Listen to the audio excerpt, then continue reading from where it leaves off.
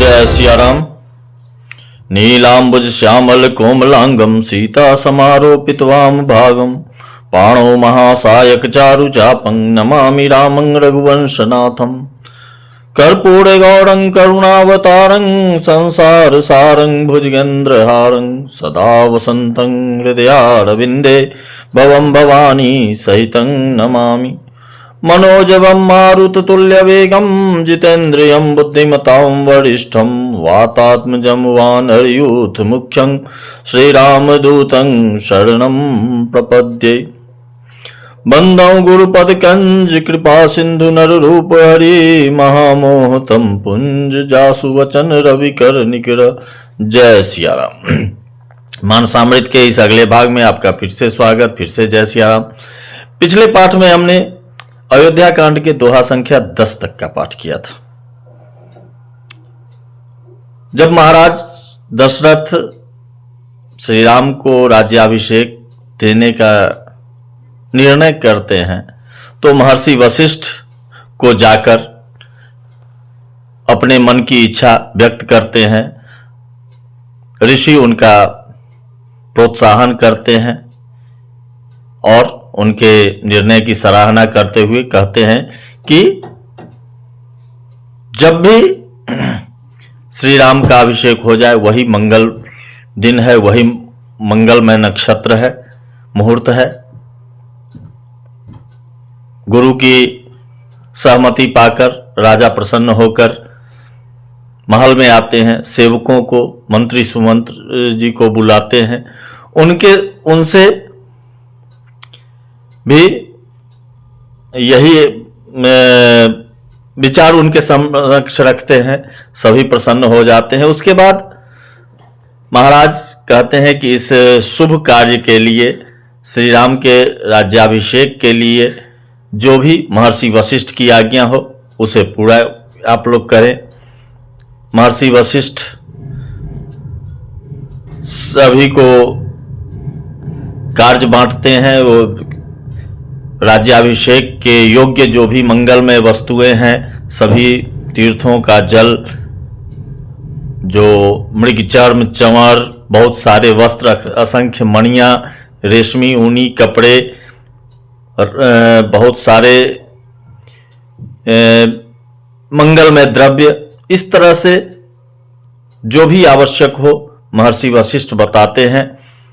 उसके बाद वो कहते हैं कि पूरे नगर को सजाओ, जगह जगह ध्वजा, पताका, तोरण इत्यादि से नगर को और भी सुंदर बनाओ। और ऐसा लगता है कि महर्षि ने जिसको जो कार्य दिया इतनी तेजी और शीघ्रता से किया, लगता था जैसे पहले से लोगों ने करके रखा है। इधर श्री राम के अभिषेक का समाचार सुनकर पूरे नगर में बधावे बज रहे हैं। श्री सीता जी और श्री राम जी के मंगलमय अंग फरकने लगे हैं और उनको ये शगुन विचार कर ऐसा लगता है, इस शुभ शगुन को पाकर श्री राम और जानकी जी आपस में बातचीत करते हैं कि ये भरत के आगमन का सूचक है। भाई भरत से मिले हुए बहुत दिन हो गया, जब से वो ननिहाल गए। रनिवास में ये खबर पहुंचती है, जिसने पहले समाचार सुनाया उससे वस्त्राभूषण से पूर्ण कर दिया गया। माताएं प्रेमवश ब्राह्मणों को बुलाकर दान दे रही हैं, उनका सम्मान कर रही हैं। इस तरह से श्री राम के राज्याभिषेक का समाचार पूरे अवध में हर्ष का एक प्रवाह लेके आ गया। इधर महाराज ने वशिष्ठ जी को श्री राम के पास उचित शिक्षा, उचित उपदेश देने के लिए, समयोचित उपदेश देने के लिए भेजा। गुरु का आगमन सुनकर श्री राम दौड़ के आते हैं। द्वार पर ही उन्हें मिलकर उनके चरण स्पर्श करते हैं। फिर सादर उनको घर में ले जाकर षोडशोपचार पूजन करके सीता जी सहित उनकी पूजा करते हैं और कहते हैं कि हमारे इस सदन में आपका आगमन मंगलमय, सभी मंगलों का मूल है। फिर भी उचित तो यही होता कि सेवक को आप अपने घर, अपने पास आज्ञा देकर बुलाते, तो आपने कृपा करके यहाँ पधारने का कार्य किया। अब जो आज्ञा हो वो बताइए। महर्षि वशिष्ठ श्री राम के शील स्वभाव की प्रशंसा करके और उन्हें समाचार कहते हैं कि महाराज ने तुम्हें अभिषेक देने का प्रण किया है, विचार किया है, तो हर तरह का समयोचित संयम करो। और इस तरह से महर्षि वशिष्ठ ये समाचार सुनाकर वापस चले जाते हैं। महाराज का यह निर्णय सुनकर, वशिष्ठ मुनि के मुख से यह निर्णय सुनकर श्री राम के हृदय में थोड़ा सा खेद जैसा होता है कि सभी भाई, चारों भाई एक साथ जन्म लेना, खाना, सोना, लड़कपन के खेल कूद, कर्ण भेद, यज्ञोपवीत, विवाह, सारे संस्कार एक साथ हुए, लेकिन इस निर्मल वंश में एक ही यह एक अनुचित जैसा लग रहा है कि भाइयों को छोड़कर केवल बड़े का अभिषेक हो। इसी समय आनंद में मग्न लक्ष्मण जी यह समाचार सुनकर श्री राम के पास आते हैं और प्रभु श्री राम अत्यंत सम्मान और प्रिय वचन के साथ अपने अनुज लक्ष्मण का स्वागत करते हैं। यहां तक का पाठ हमने किया था, दोहा संख्या 10। इसी दोहे से पाठ को आगे बढ़ाते हुए आज का पाठ। जय सिया राम। तही अवसर आए लखना, मगन प्रेम आनंद, सन्माने प्रिय वचन कही, रघुकुल कैरव चंद। दोहा संख्या 10। आगे। बाजहि बाजने विविध विधाना, पुर प्रमोद नहीं जाहि बखाना, भरत आगमन सकल मना, वही आन आवहु बेगी नयन फल पावहि। बहुत प्रकार के बाजे बज रहे हैं, नगर के अतिशय आनंद का वर्णन नहीं हो सकता। सब लोग भरत जी का आगमन मना रहे हैं और कह रहे हैं कि वे भी शीघ्र आवें और राज्याभिषेक का उत्सव देखकर नेत्रों का फल प्राप्त करें। हाट बाट घर गली अथाई, कहीं परस्पर लोग लोगाई, काली लगन भली केतिक बारा, पूजी विधि अभिलाष हमारा। बाजार, रास्ते, घर, गली और चबूतरों पर जहां तहां पुरुष और स्त्री आपस में यही कहते हैं कि कल वह शुभ लग्न, वह शुभ मुहूर्त कितने समय है जब विधाता हमारी अभिलाषा पूरी करेंगे। कनक सिंहासन सीय समेता, बैठे राम होई चित चेता, सकल कहीं कब होई काली, बिघन मना वही देव कुचाली। वह शुभ मुहूर्त कब है जब विधाता हमारी अभिलाषा पूरी करेंगे? जब श्री सीता जी सहित श्री रामचंद्र जी स्वर्ण के सिंहासन पर विराजेंगे और हमारा मन चीता होगा, यानी हमारी मनोकामना पूरी होगी। इधर तो सब यह कह रहे हैं कि कल कब होगा, और उधर कुचक्री देवता विघ्न मना रहे हैं। तिनहि सोहाई न अवध बधावा, चोरहि चंदिनी राति न भावा, सारद बोली विनय सुर करही, बारही बार पारे ले परही। उन्हें यानी देवताओं को अवध के बधावे नहीं सुहाते, जैसे चोर को चांदनी रात नहीं भाती। सरस्वती जी को बुलाकर देवता विनय कर रहे हैं और बार बार उनके पैरों को पकड़कर उन पर गिरते हैं। विपत्ति हमारी बिलो की बड़ी, मातु करिय सोई आज, राम जाहि बन राज तजी, होई सकल सुर काज।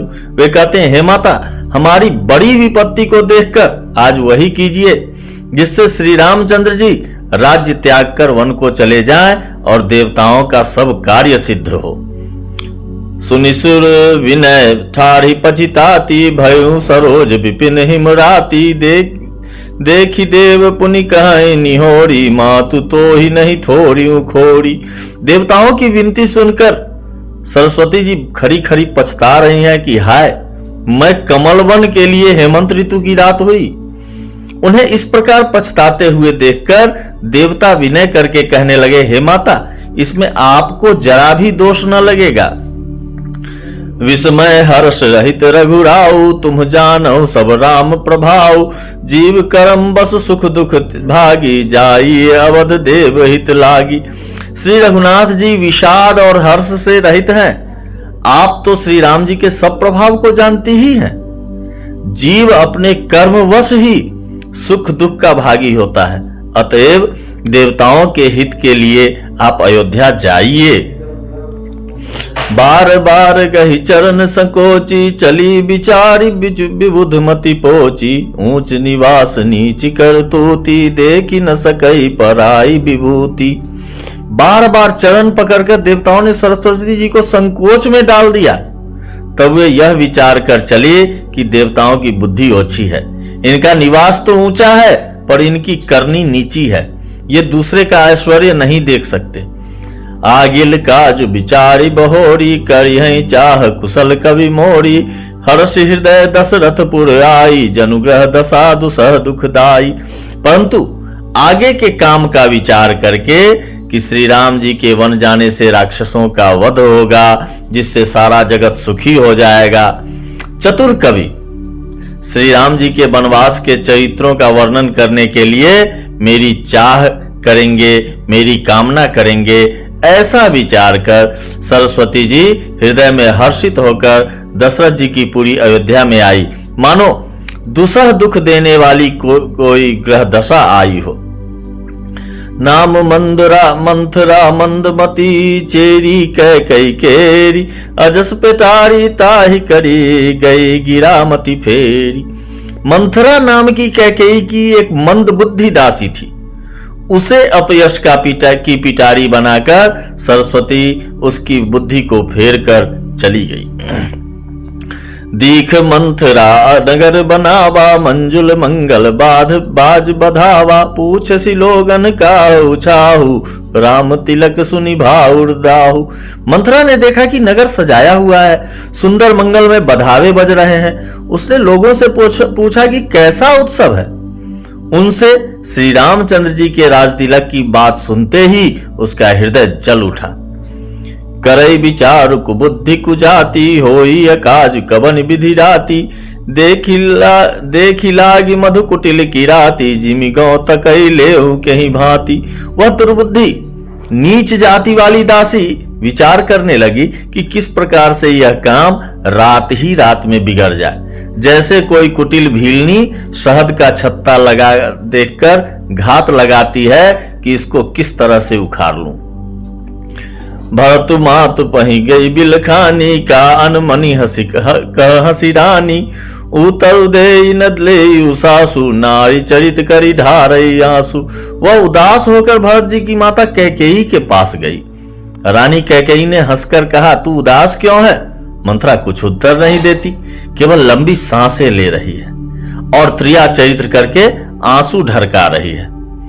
हंसिका रानी गाल बर तोड़े, दिन लखन सिख असमन मोड़े।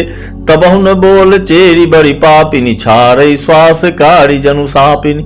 रानी हंसकर कहने लगी कि तेरे बड़े गाल हैं, तू बढ़ चढ़ कर बहुत बोलने वाली है। मेरा मन कहता है कि लक्ष्मण ने तुझे कुछ ऐसी सीख दी है, दंड दिया है, कुछ सीख दी है। तब भी वह महापापिनी दासी कुछ भी नहीं बोलती, ऐसी लंबी सांस छोड़ रही है मानो काली नागिन फुफकार छोड़ रही हो। सभय रानी कह सिकिना, कुशल राम महिपाल। लखन भरत रिपु दमन सुनी, भाकुबड़ी उरसालु। तब रानी ने डर कर कहा कि अरे कहती क्यों नहीं? श्री रामचंद्र, राजा, लक्ष्मण, भरत और शत्रुघ्न कुशल से तो हैं। यह सुनकर कुबड़ी मंथरा के हृदय में बड़ी ही पीड़ा हुई। कत सिख देई हम ही को माई, गाल करब के ही कर बल पाई। राम छाड़ी कुशल के ही आजू, जही जने सुदेई जुबराजू। वह कहने लगी, हे माई, हमें कोई क्यों सीख देगा और मैं किसका बल पाकर गाल करूंगी या बढ़ चढ़ कर बोलूंगी? रामचंद्र को छोड़कर आज और किसकी कुशल है जिन्हें राजा युवराज पद दे रहे हैं? भयों कौशिलहि विधि अति दाहिन, देखत गर्भ रहत उर नाहिन। देखहु कस न जाई सब शोभा, जो अवलोकी मोर मनु क्षोभा। आज कौशल्या को विधाता बहुत ही दाहिने हुए हैं, बहुत ही अनुकूल हुए हैं। यह देखकर उनके हृदय में गर्व समाता नहीं। तुम स्वयं जाकर सब शोभा क्यों नहीं देख लेती, जिसे देखकर मेरे मन में क्षोभ हुआ है। पूत विदेश न सोच तुम्हारे, जानत हूँ बस दाहू हमारे। नींद बहुत प्रिय सेज तुराई, लखऊ न भूप कपट चतुराई। तुम्हारा पुत्र परदेश में है, तुम्हें कुछ सोच नहीं। जानती हो कि स्वामी हमारे वश में है। तुम्हें तो तोषक पलंग और पड़े पड़े नींद लेना ही बहुत प्यारा लगता है। राजा की कपट भरी चतुराई तुम नहीं देखती। सुनि प्रिय वचन मलिन मनु जानी, झुकी रानी अब रहुअर गानी। पुनियस कबहु कहसी घर फोड़ी, तब धरि जीभ कराबहु तोड़ी। मंथरा के प्रिय वचन सुनकर किंतु उसको मन की मैली जानकर रानी झुककर डांट कर बोली, बस अब चुप रह घर फोड़ी कहीं की। जो फिर कभी ऐसा कहा तो तेरी जीभ पकड़कर निकलवा दूंगी। काने खोरे कुबरे कुटिल कुचाली जानी, तिय विशेष पुनि चेरी कही भरत मातु मुस्कानी। कानों लंगरों और कुबरों को कुटिल और कुचाली जानना चाहिए, उनमें भी स्त्री और खासकर दासी। इतना कहकर भरत की माता कैकेयी मुस्कुरा दी। भरत की माता कैकेयी मुस्कुरा दी। प्रियवादिनी सिख दिन तोई, सपने तो पर कोप न मोही। सुदिन सुमंगल दायक सोई, तोर का पुरजे दिन होई। और फिर बोली, हे प्रिय वचन कहने वाली मंथरा, मैंने तुझको यह सीख दी है, शिक्षा के लिए इतनी बात कही है। मुझे तुझ पर स्वप्न में भी क्रोध नहीं है। सुंदर मंगलदायक शुभ दिन वही होगा जिस दिन तेरा कहना सत्य होगा, अर्थात श्री राम का राज्य तिलक होगा। जेठ स्वामी सेवक लघु भाई, यह दिन कर कुल रीति सुहाई। राम तिलक जो साचो काली, देहु मांगु मनु भावत आली। बड़ा भाई स्वामी और छोटा भाई सेवक होता है, यह सूर्यवंश की सुहावनी रीति ही है। यदि सचमुच कल ही श्री राम का तिलक है तो हे सखी, तेरे मन को अच्छी लगे वही वस्तु मांग ले, मैं दूंगी। कौशल्या सम सब महतारी, राम ही सहज सुभाए पियारी। मोह पर करहि स्नेह विशेषी, मैं करी प्रीति परीक्षा देखी। राम को सहज स्वभाव से सब माताएं कौशल्या के समान ही प्रिय हैं। मुझ पर तो वे विशेष प्रेम करते हैं, मैंने उनकी प्रीति की परीक्षा करके देख ली है। या ऐसा कह सकते हैं कि मैंने उनकी प्रीति और उनकी परीक्षा दोनों करके देख लिया। जो विधि जन्म दे करि छोहु, हो राम सिय पूत पतोहु। प्राण ते अधिक प्राण प्रिय मोड़े, तिनके तिलक क्षोभ कस तोड़े। जो विधाता कृपा करके जन्म दे तो यह भी दे कि श्री रामचंद्र पुत्र और सीता बहू हो। श्री राम मुझे प्राणों से भी प्रिय है, अधिक प्रिय है। उनके तिलक से यानी उनके तिलक की बात सुनकर तुझे क्षोभ कैसा।